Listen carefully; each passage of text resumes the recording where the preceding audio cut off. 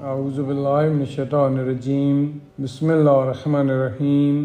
سورہ ملک۔ عظیم اور دائمی رحمتوں والے خدا کے نام سے، بابرکت ہے وہ ذات جس کے ہاتھوں میں سارا ملک ہے اور وہ ہر شے پر قادر و مختار ہے۔ اس نے موت و حیات کو اس لیے پیدا کیا ہے تاکہ تمہاری آزمائش کرے کہ تم میں حسن عمل کے اعتبار سے سب سے بہتر کون ہے، اور وہ صاحب عزت بھی ہے اور بخشنے والا بھی ہے۔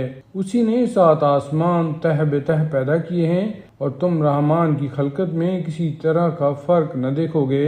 پھر دوبارہ نگاہ اٹھا کر دیکھو، کہیں کوئی شگاف نظر آتا ہے؟ اس کے بعد بار بار نگاہ ڈالو، دیکھو نگاہ تھک کر پلٹ آئے گی لیکن کوئی عیب نظر نہ آئے گا۔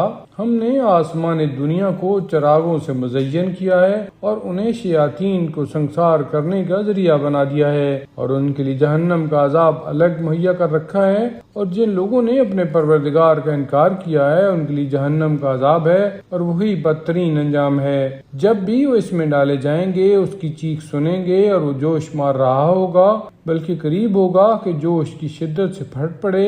جب بھی اس میں کسی گروہ کو ڈالا جائے گا تو اس کے داروغہ ان سے پوچھیں گے کہ کیا تمہارے پاس کوئی ڈرانے والا نہیں آیا تھا؟ تو وہ کہیں گے کہ آیا تو تھا لیکن ہم نے اسے جھٹلا دیا اور یہ کہہ دیا کہ اللہ نے کچھ بھی نازل نہیں کیا ہے۔ تم لوگ خود بہت بڑی گمراہی میں مبتلا ہو۔ اور پھر کہیں گے کہ اگر ہم بات سن لیتے اور سمجھتے ہوتے تو آج جہنم والوں میں نہ ہوتے۔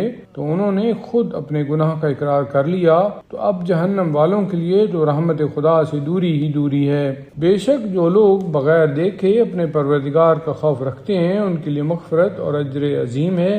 اور تم لوگ اپنی باتوں کو آہستہ کہو یا بلند آواز سے، خدا تو سینوں کی رازوں کو بھی جانتا ہے، اور کیا پیدا کرنے والا نہیں جانتا ہے، جبکہ وہ لطیف بھی ہے اور خبیر بھی ہے۔ اسی نے تمہارے لیے زمین کو نرم بنا دیا ہے کہ اس کے اطراف میں چلو اور رزق خدا تلاش کرو، پھر اسی کی طرف قبروں سے اٹھ کر جانا ہے۔ کیا تم آسمان میں حکومت کرنے والے کی طرف سے مطمئن ہو گئے کہ وہ تم کو زمین میں دھنسا دے اور وہ تمہیں گردش ہی دیتی رہے، یا تم اس کی طرف سے اس بات سے محفوظ ہو گئے کہ وہ تمہارے اوپر پتھروں کی بارش کر دے؟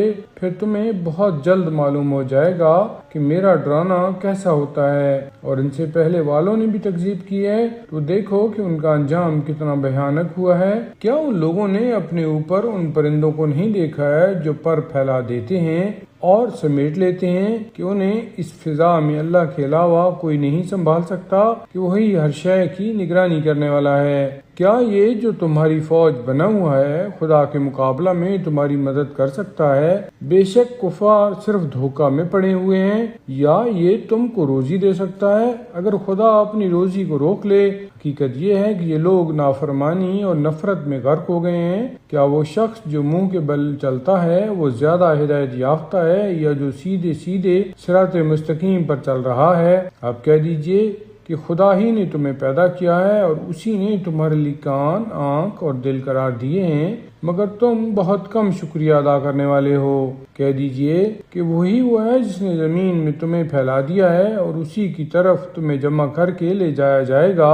اور یہ لوگ کہتے ہیں کہ اگر تم لوگ سچے ہو تو یہ وعدہ کب پورا ہوگا؟ آپ کہہ دیجئے کہ علم اللہ کے پاس ہے اور میں تو صرف واضح طور پر ڈرانے والا ہوں۔ پھر جب اس قیامت کے عذاب کو قریب دیکھیں گے تو کافروں کے چہرے بگڑ جائیں گے اور ان سے کہا جائے گا کہ یہی وہ عذاب ہے جس کے تم خواستگار تھے۔ آپ کہہ دیجئے کہ تمہارا کیا خیال ہے کہ خدا مجھے اور میرے ساتھیوں کو ہلاک کر دے یا ہم پر رحم کرے تو ان کافروں کا دردناک عذاب سے بچانے والا کون ہے؟ کہہ دیجئے کہ وہی خدائے رحمان ہے جس پر ہم ایمان لائے ہیں اور اسی پر ہمارا بھروسہ ہے۔ پھر انقریب تمہیں معلوم ہو جائے گا کہ کھلی ہوئی گمراہی میں کون ہے۔ کہہ دیجئے کہ تمہارا کیا خیال ہے اگر تمہارا سارا پانی زمین کے اندر جذب ہو جائے تو تمہارے لیے چشمہ کا پانی بہا کر کون لائے گا؟